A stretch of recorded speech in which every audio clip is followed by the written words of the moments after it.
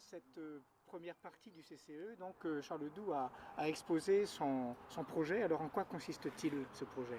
Charles Doux a expliqué les contours du problème et les évolutions du groupe et de sa structure et et de sa structure en capitaux. Et c'est moi ensuite qui ai expliqué le projet. Alors c'est quoi le projet?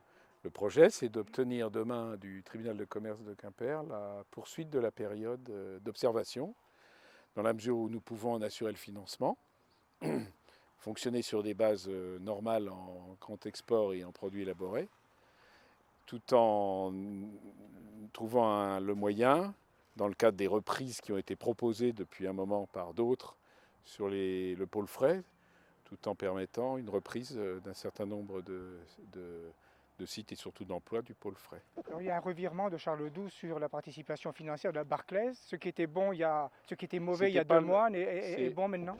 J'étais pas là, donc je peux pas tout savoir. C'est vous qui l'avez fait changer de posture. Mais Monsieur Doux, effectivement, à l'époque, la Barclays, je pense, ne proposait pas les mêmes choses à Monsieur Doux.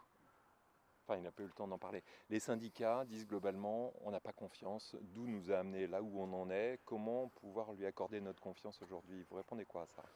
Moi, j'ai rien à répondre à ça. C'est leur décision et leur opinion qui prévaleront. Hein. C'est eux qui diront au tribunal ce qu'ils en pensent. J'ai pas à en juger et j'ai pas d'opinion à en avoir. Ce que je sais, c'est que moi, j'essaye depuis un mois de trouver des voies de redémarrage. On les propose demain. Si ça n'intéresse personne, ben on en restera là. Mais nous, on est convaincus que, un, on peut gérer la période d'observation et deux, redémarrer sur pas dans des conditions simples, hein, mais faire redémarrer un certain nombre de choses de façon orale sur deux pôles des trois qui font partie du groupe. Alors justement, la pérennité de la filière. Bien sûr, bien sûr, bien sûr. Avec une vraie intégration dans le grand export, avec la reprise de l'ensemble des emplois et dans le grand export et dans les produits élaborés, même si malheureusement il y a des conséquences graves sur le pôle frais, etc., etc. Nous, je pense qu'on propose des choses cohérentes. Moi, effectivement, ça ne fait qu'un mois, donc je ne connais pas l'historique, je ne prétends pas tout savoir, loin de là. Je sais que ça va être dur et lourd, et qu'il y a des choses à recaler dans beaucoup de domaines, où on nous fait confiance pour le faire, où on ne le fait pas. Moi, comme je l'aurais expliqué ce matin, vous savez, j'ai travaillé 42 ans dans l'agroalimentaire, j'espère que je connais un peu. Il n'y a pas non plus écrit miracle là. Je sais qu'en travaillant, on peut trouver des solutions. S'il n'y croit pas, il n'y croit pas. Moi, je repartirai. Hein, je suis retraité en plus, donc vous voyez, j'ai pas. Les conséquences graves dans le pôle frais, ça correspond à combien de licenciements? Je pense qu'il y en a 900, mais là, je n'ai pas mes tableaux sous les yeux. Justement, d'une manière plus générale, quels sont les pôles qui sont conservés, les autres qui sont laissés? Dans notre proposition à nous, nous reprenons tous les emplois du grand export et tous les emplois du pôle élaboré. Tous. Sauf effectivement, notamment au plan des structures, nécessité d'ajuster un certain nombre d'éléments que nous avons expliqués ce matin. Ça, c'est pour ce que nous proposons, nous, de gérer en plan de continuation.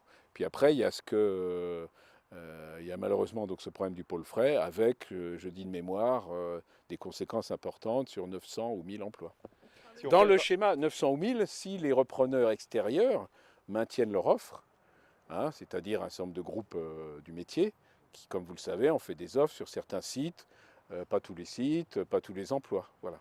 Mais dans la partie qu'on se propose ici de gérer, grand export et produits élaborés, nous reprenons tous les emplois, sauf un ajustement qui est d'ailleurs dans les chiffres que j'ai donnés à la presse ce matin. J'ai bien donné un chiffre net des non-reprises. Ceux qui ne se sont pas décidés encore, qu'est-ce que vous pouvez dire pour dire le consortium, vous risquez si vous allez vers eux, et nous, voilà ce qu'on est capable. Moi, j'ai rien à dire sur le consortium, mais j'évite de parler des concurrents en général, quel que soit le sujet. Je dirais simplement que nous, on propose donc la stabilité de la stratégie et des actions sur le grand export congelé et sur les produits élaborés en période d'observation. Je dirais, si je faisais un peu de raisonnement de probabilité, je dirais quel est le risque à nous donner, puisqu'on a les financements qui permettent de le faire, quel est le risque de nous donner la possibilité de le faire sur les mois qui viennent, sachant que de toute façon, les repreneurs extérieurs d'aujourd'hui, ils seront toujours là dans 4 mois. Alors vous allez dire, c'est un raisonnement par l'absurde, mais bien sûr. Mais d'abord, je pense que si on démarre, on démarrera vraiment. Mais je dis que ce qu'on propose nous, qui est quand même beaucoup mieux au niveau des emplois de ces deux pôles, beaucoup mieux. Quel est le risque de prendre le pari de le faire avec une équipe partiellement nouvelle, pour effectivement permettre ce redémarrage. Quel est le risque? Vous êtes sûr d'avoir les moyens financiers de votre projet? Oui, oui. Vous Alors avez aussi effectivement. les moyens financiers de rembourser la dette brésilienne? Non, mais bon, alors là, on entre dans des sujets plus compliqués. La dette est estimée par les experts à des niveaux faibles, sachant que ça ne sera clair qu'au 15 octobre. Le tout, il y a des transporteurs qui ont décidé de cesser leur travail, ça vous inquiète ça, ou Ben, je dirais que c'est surtout ennuyeux parce que ça bloque complètement les sites de production ce matin. Donc ça ne fait qu'aggraver une situation qui est déjà très difficile. Alors je comprends les raisons qui les ont amenés à revendiquer, je les comprends. Mais en l'occurrence, l'action menée est très dangereuse. Alors il y a des négociations en cours qui, j'espère, aboutiront à une reprise des transports assez rapidement. tous les sites sont impactés? Bon, beaucoup, pas tous, mais beaucoup, La quasi- énormément, puisque c'est toute la chaîne amont c'est toute la chaîne amont, donc les aliments, les poussins, les poulets, etc. Vous parlez des moyens financiers pour garder les emplois de ces deux pôles. Ouais. Est-ce que vous avez aussi les moyens pour investir derrière? C'est aussi Oui, bien sûr, il faut investir. Et c'est prévu. Il y a des plans. Ce que je n'ai pas présenté ce matin, c'est un plan de continuation qui n'existe pas encore. Et moi, je vais me présenter des choses sérieuses, fiables, précises, vérifiées. Donc on n'a pas fait ça dans cette période. Dans cette période, on a préparé la poursuite de la période d'observation. Mais il y a évidemment des investissements industriels à faire, on le sait bien, et ceux-là vont être calés dans le plan de continuation.